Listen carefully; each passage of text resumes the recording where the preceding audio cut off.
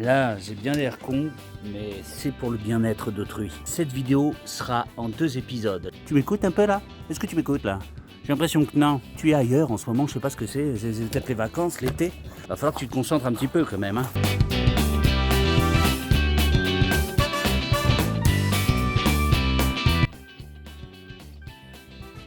Le petit Peters, les Peters, nous allons voir ensemble, je vais te faire voir comment faire un béton ciré. On va pas le faire ici, on va le faire dehors, mais bon, peu importe. Ça va être en plusieurs étapes, mais on va essayer de faire rapide. Là, c'est de l'initiation, c'est-à-dire ça va pas faire de toi un pro du béton ciré. Pourquoi? Parce que il y a beaucoup de produits, hein, comme tu peux le voir dans un kit. Les kits existent en 2 mètres carrés. Je vais te mettre donc un lien affilié en partenariat avec Mano Mano et surtout le fabricant Arcane Industries qui m'a envoyé le produit. Arcane Industries, j'ai déjà fait une vidéo pour eux, c'était sur la résine, sur le carrelage. Remémore-toi, je te mets le lien. Comme tu peux le voir, là on a la poudre dans un seau, hein, si tu l'envoies dans un seau selon la taille de ton projet. Moi c'est un tout petit projet, c'est juste vraiment pour t'initier à ça. J'ai une idée de vidéo en fait, pour te dire la vérité. Si celle-là fonctionne, je pourrais proposer une nouvelle vidéo à Arcane Industries, on verra s'ils acceptent.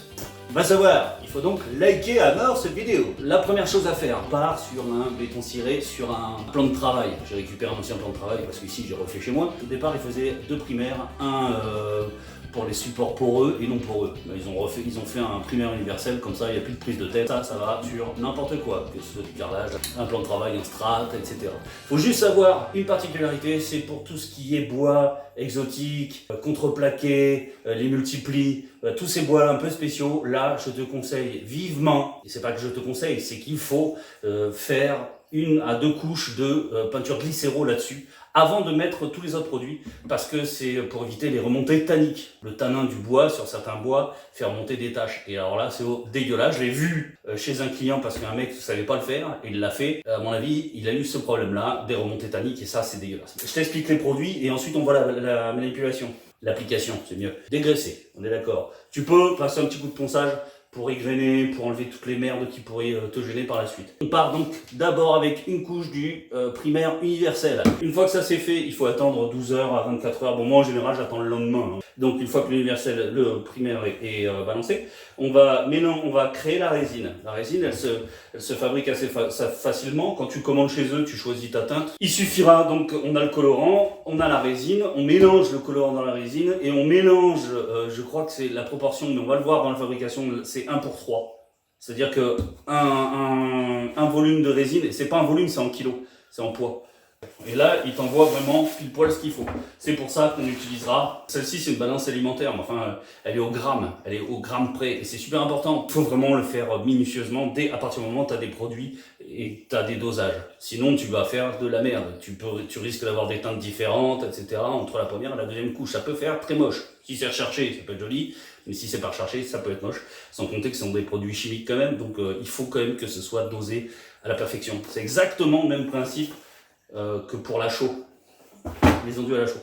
Une fois que ça c'est fait, donc bien sûr, sois pas bête, là il t'envoie un produit pour 2 couches. Moi je suis parti sur un produit pour 2 mètres carrés, j'ai suffisamment de produits pour faire 2 fois 2 mètres carrés. Ok? Et il faut 2 couches, il n'a pas le choix. Il ne fait pas tout en même temps, parce que ça a un temps d'ouverture de 4 heures je crois. Donc une fois que le mélange est fait, tu vas pouvoir appliquer ta première couche sur ton plan de travail. Mais ça va sécher au bout de... Le produit en lui-même sur le support va sécher très rapidement, genre 2 heures, un truc comme ça. Mais le produit qui a été malaxé, on peut le travailler pendant 4 heures. Donc tu as largement le temps pour travailler, il ne faut pas se prendre la tête. Tu peux y aller délicatement, essayer de maximum de faire quelque chose de nickel. Mais ne mélange pas tout ça avec la poudre d'entrée, sinon tu niqueras la moitié. Hein, puisque tu as les 2 couches de prévu, mais ça doit te les séparer. Une fois que ça c'est fait, donc chaque couche c'est pareil, c'est 24 heures entre les deux. On peut passer un coup de ponçage entre 2 couches. Ensuite, une fois que ça c'est fait, on va mettre un bouche-port, parce que si tu mets pas le bouche-port, tu peux pas mettre la protection. C'est un vernis. Et une fois que tout ça est fait, tu attends bien une bonne semaine avant de pouvoir mettre un détergent ou quoi que ce soit sur ton béton ciré, sinon tu vas l'abîmer. Pour l'entretien, je parle de tout ça. Donc voilà, grosso modo, tu as fait le tour du produit. Maintenant, on passe à la pratique. Nous voici réunis, n'est-ce pas? Ah, on m'écrit. Là, ça va être assez compliqué parce que j'ai pas beaucoup d'espace. Je peux pas trop sortir parce qu'il y a une vigne qui tombe au-dessus là. Résultat, je peux pas trop non plus le mettre trop loin. Faites comme ça sera pas mal. Donc là, la première étape consiste à légèrement, je vais juste égrener mon support. Donc, égrener le support, ça prend pas 3 plombes et ça fait du bien au moral. Vous n'avez pas quoi dire. Là ici, j'ai fait une soudure de plan de travail. Alors ils te vendent normalement un calico avec. Moi, je suis pas fan des calicots. Théoriquement, ça fait effet. Il aurait fallu en mettre un à la jointure. Ici, c'est 2 plaques, mais elles sont vraiment bien fixées sur le bois là. Et ici, là, il y a une résine fibrée que j'ai mis à l'intérieur. Là, ça ne peut pas bouger. C'est impossible que ça bouge. Ça ne peut pas péter. Je vais le faire tout simplement au spalter. L'idée, c'est de mettre le primaire universel. Partout, tu vas mettre le béton ciré. Si tu le mets au-dessus, si tu le mets sur le côté, il faut en mettre partout. Donc moi, je vais le mettre au-dessus et sur le côté. On secoue. Tu peux aussi le faire avec l'autre main. C'est un produit bleu, très pâteux. Et théoriquement, il y a un espèce de sable dedans. C'est normal, ça va faire l'accroche. C'est assez épais, pas la peine de le diluer. Ils disent de le diluer pour certains bois, donc là je te renvoie vers la notice d'utilisation, puisque c'est livré avec une notice. Hein. Donc là c'est bon, on va prendre ce petit produit. Tu aurais pu le faire au rouleau. Moi je le fais au spalter pour pouvoir passer partout dans les endroits où le rouleau j'aurais été embêté, quoi. C'est vraiment, ça c'est essentiel. Alors c'est marrant parce que ça ressemble beaucoup, la méthode ressemble beaucoup aux enduits à la chaux. À savoir, on fait un gobetti, c'est-à-dire c'est une accroche. Là c'est exactement pareil.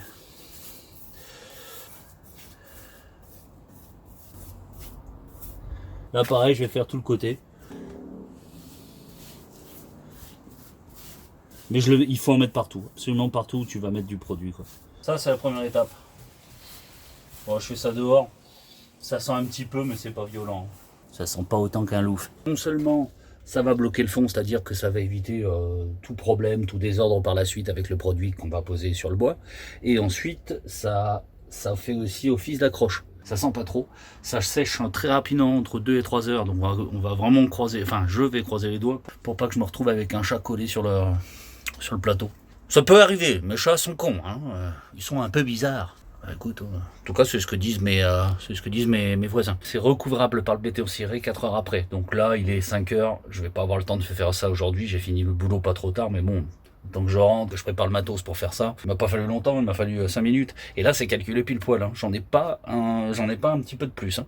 Ça paraît bizarre, mais j'ai quasiment 1 mètre carré entre ça et les 2 plateaux. 2 mètres carrés. C'est rapide à exécuter, mais c'est long à faire du début jusqu'à la fin parce qu'il y a plusieurs étapes et que si tu veux pas faire de la merde, bah, il faut les suivre. Voilà. À demain ou pas. Et nous voilà le lendemain. Bon, je me suis mis à nouveau cette caméra à la con sur la tête, c'est pour que tu vois mieux. Hop, je te remets sur ma casquette. Alors, bon, on va imaginer qu'on voit mes mains. Donc ouais, c'est assez simple. Hein. Il suffit d'avoir, ça va être au gramme près. Donc c'est pour ça que j'ai sorti ma petite balance au gramme près. C'est ça, et tu fais ça pour la mettre à 0. Voilà. Là elle est à 0. Elle prend en compte en fait le poids du baguette, du seau. Donc là je l'ai remis à 0. Voilà. Donc là maintenant si je mets ça là-dedans, j'ai le poids exact. Voilà, ça fait 3 kg 24. Bon, ça fait 3 kg on va dire. Donc 1 kg 500. On va le diviser en deux puisque j'ai 2 couches à faire. Donc on va prendre 1 kg 500 de cette merveilleuse poudre. Donc là on va aller jusqu'à 1 kg 500. C'est parti. Oula, parce que j'ai doucement quand même. On a 1 kg 300. Voilà. Ça, on va le mettre de côté. Ce sera pour demain, ma seconde couche. On a notre poudre. Et dans un autre bucket comme ça, on va faire le mélange de la résine et de son colorant. Donc ne fais pas ça n'importe où. Donc ça on va le secouer un petit peu. Je vais mettre l'intégralité du colorant dans ma résine. Voilà, j'en mets un peu dedans. Et je vais vraiment récupérer les fonds, quoi.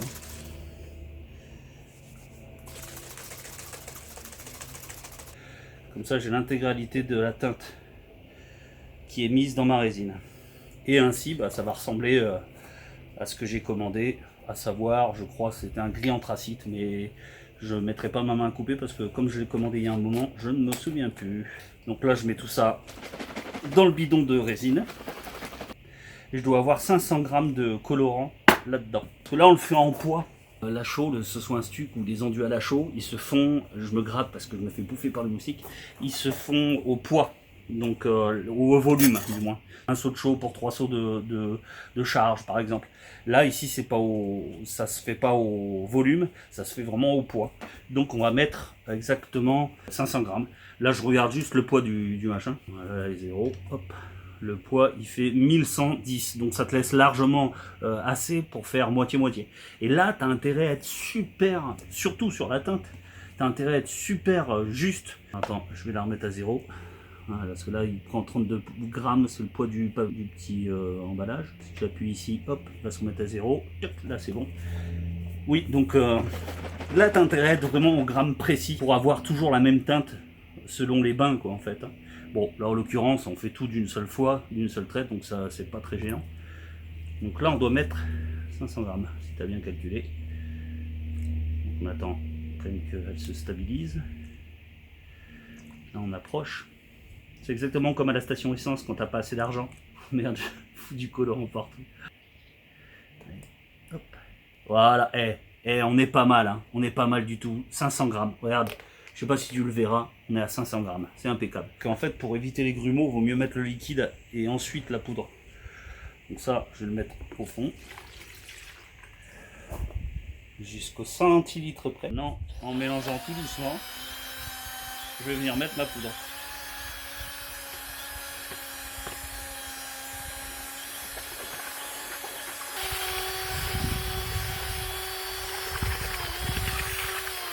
Bien gratter les bords. Hein.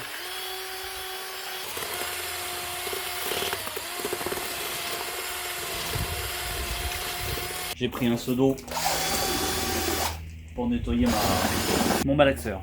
Ensuite, je vais utiliser 2 couteaux plus une petite lisseuse. Celle-là, elle a vécu, mais j'ai fait tous mes enduits, tous mes stucs avec. Et je l'aime beaucoup, elle n'a pas d'arête. Il faut vraiment vérifier qu'ici, ce soit pas abîmé et que les angles soient légèrement appuyés. Bon, à force de l'utiliser, naturellement, ça devient un peu courbé. Mais quand elles sont neuves, il faut essayer d'un peu de les aplatir sur les angles pour éviter de faire de la merde.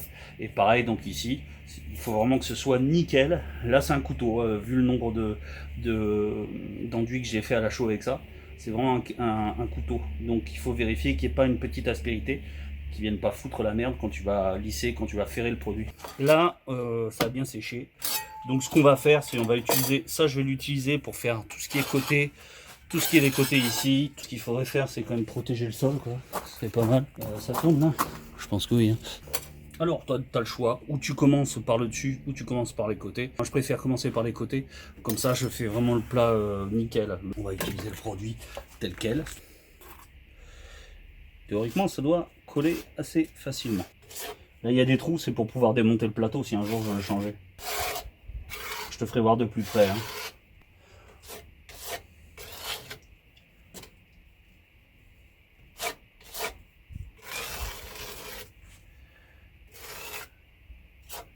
Alors là, théoriquement, avec ça, hein, je vais pouvoir faire 2 mètres carrés. Alors j'ai ça là, ça fait pas beaucoup, mais j'ai 2 plateaux derrière. Donc on va voir au niveau du rendement si c'est bon ou pas quoi. Voilà. Là on est pas mal hein, tout le long. Je vais faire l'autre côté et ensuite on va faire le dessus. Là je vais pas être super à l'aise pour te faire la démonstration parce que j'ai la caméra qui est vraiment collée juste devant moi. J'ai ma caméra ici, je suis juste là, j'ai pas beaucoup de place donc c'est pas pratique. Donc j'utilise ça comme platoir. Pourquoi j'utilise un petit comme ça? Parce que déjà j'ai une petite surface à faire. Et ensuite, plus ce sera petit quand t'as pas l'habitude et plus ce sera pratique pour toi. Donc là je dégage les angles comme si je faisais un ratissage. Théoriquement il faut mettre à peu près 1 ou 2 mm hein, comme je disais. Donc là je viens, c'est d'être homogène et d'éviter les traces. Comment je fais pour éviter les traces? Bah mine de rien, j'appuie un petit peu. Là c'est très difficile de s'en rendre compte. Mais j'appuie un petit peu. Là, tu vois, ce que je suis en train de faire, c'est pas mal. Hein. Enfin, je suis en train de me lancer des fleurs, mais c'est surtout pour te dire à quel moment il faut que tu arrêtes d'appuyer ou pas. Quoi. Ça, là, ça fait des petites traces. Il faut les lisser. Une fois que tu l'as déposé, le produit, tu lisses avec ta lisseuse ou avec le couteau. Plus tu vas travailler le produit, plus tu vas laisser des traces d'outils.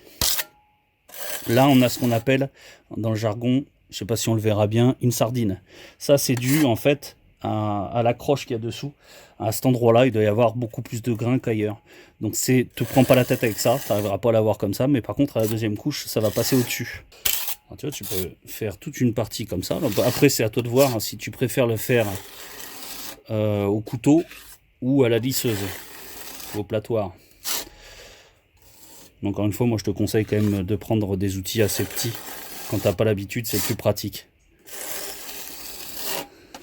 L'idée, c'est d'éviter de faire les arêtes, de faire tous ces trucs-là. Donc là, on est pas mal. On a dégagé les angles. Surtout, ne reprends pas au milieu comme je viens de faire. Sinon, tu vas faire de la merde. Donc, tu relisses. On la pose comme ça, presque à plat. Et on vient faire... Alors là, tu viens près des angles. Bon, c'est pas très pratique, moi, parce que... voilà. Là, je l'ai bien. On aplatit côté des angles. Ici, c'est pas grave. Hein, tu vois, j'en ai mis un peu ici. Mais je viens de le récupérer avec mon deuxième couteau. Un peu le côté des angles comme ceci. On dépose et on lisse. Après, ça ressemble vraiment à... La façon de faire ressemble vraiment à un ratissage, quoi.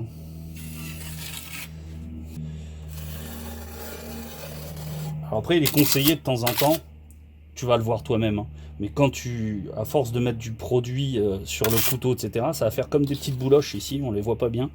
Ça va faire comme des petites bouloches. Est-ce que tu peux me faire la mise au point, Didier? À peu près, on va dire. Ces petites bouloches-là, elles vont faire des traits sur ton enduit. Donc à un moment donné, bah, tu donnes un petit coup d'éponge. Tu donnes un petit coup d'éponge. Et tu nettoies. Je prends, je le dépose comme ceci. J'en mets pas de trop. Je viens vers l'intérieur. Parce que si je vais vers l'extérieur, je fais tout tomber dehors.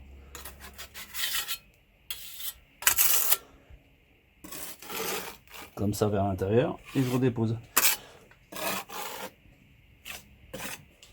Voilà, on est pas mal.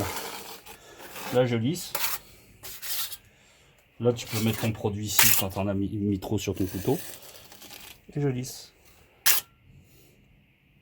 On prend dès l'extérieur au maximum pour revenir comme ça. Plus tu vas le faire bien la première couche, moins tu seras embêté sur la deuxième et plus tu auras un beau résultat.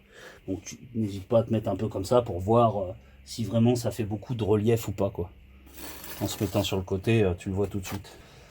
Ah ouais, bien sûr. Ce que j'avais pas calculé, c'est l'arbre qui est juste à côté. Les millimètres, franchement, ça laisse juste assez pour laisser du produit et pas trop voir tu vois, on voit quand même les petits coups d'outillage, mais ça va partir au ponçage. Et encore, je te dis, s'il faut, sans ponçage, ça va passer parce que la deuxième couche, c'est beaucoup plus facile, la deuxième couche. C'est ça, quoi.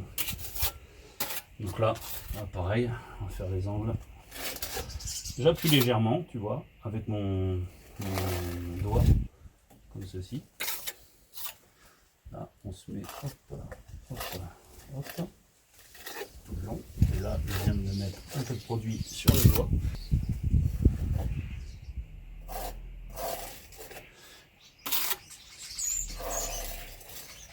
Il y a une baston de piaf là. Tu vois, je pourrais très bien tout faire au couteau. Hein. Après, c'est toi qui vois, même le geste. Le geste n'est pas obligé de faire comme moi. Tu peux faire aussi, il y a plein de techniques. Donc là, je me rends compte qu'il n'y a pas assez. Là, je me rends compte que j'en ai trop. Donc je vide dans mon petit seau. Je pars avec un couteau propre et je lisse. Donc voilà, tu vois, c'est vraiment pas compliqué. Là maintenant, je vais juste lisser en partant de l'extérieur vers l'autre extérieur pour éviter de faire des traces d'outils au milieu. Voilà, hop, je n'en ai pas mis assez, je remets un peu de produit et je relisse. Ça, on dit aussi souvent que l'outil parle, quoi. Tu entends le bruit de l'outil et tu sais si tu as mis assez d'enduit ou pas. Alors là, par contre, tu vois, j'ai un chat qui se balade. Plutôt pas intérêt à... Viens par ici, celle-là. Voilà, là, tu vois, je commence à laisser des dépôts parce que c'est un peu sale. Tu fais une petite pause, tu nettoies ça, un coup de... Ça se nettoie facile. Hein. Malgré le colorant, ça part facilement. Là, il faut que ça soit propre. Là, c'est propre, tu vois. Hop, on peut repartir. Bien sûr, il y a un côté hein, sur un couteau. Il faut toujours le faire du même côté. Voilà. Voilà, c'est ici là que je voyais une petite bosse. Alors tu vois, il faut prendre son temps. Là, j'appuie pas. Hein. Là, j'appuie pas, c'est vraiment pour supprimer les arêtes. Là, j'ai terminé ma première couche. La deuxième sera faite demain parce qu'en fait, il faut attendre 24 heures entre deux couches, tout simplement. Normalement, au toucher, c'est sec en 2 heures, 2-3 heures au toucher. Là, ça fait même pas. Bon, j'appuierai pas dessus, mais ça fait pas longtemps que j'ai fini et ça commence déjà à sécher. J'ai nettoyé bien sûr mon matos, ça c'est le premier truc que j'ai fait, c'est prêt pour demain. Il faut lisser un maximum, éviter les arêtes, les effets d'arête, les effets de sardine. Pas la peine de travailler en épaisseur. La première couche, elle va vraiment servir à uniformiser l'ensemble. La deuxième va servir à... On va ferrer la deuxième exactement comme on ferait un stuc pour avoir vraiment un rendu le plus lisse possible. En plus, ça fera quelques nuances certainement parce que j'ai déjà appuyé les nuances, c'est un peu comme le stuc. C'est la première couche et le nombre de couches que tu vas ajouter les unes sur les autres. Ça va faire un peu comme en peinture artistique, les glacis. C'est-à-dire qu'on travaille d'une couche sur une autre et en ferrant à chaque fois, ça va faire des nuances. Et c'est ça qui est joli d'ailleurs dans le béton ciré. Si c'est vraiment un béton tout simple ou repeint, c'est moche. Enfin, c'est pas le but du béton ciré. C'est génial, c'est parti, j'ai trop parlé, à tout de suite. Si tu es arrivé jusqu'à ce message, c'est qu'il t'arrive de regarder à fond mes vidéos. Ça me fait quelque chose. Jadis, tu étais un simple petit painter. Et grâce à mes nombreux tutos, tu es enfin arrivé au sommet de la chaîne alimentaire. Toutefois, tu peux pousser ta curiosité à regarder les 2 vidéos que je te propose là. Et n'oublie pas le petit pouce bleu juste en dessous. C'est si mignon. Tu es mon seul espoir.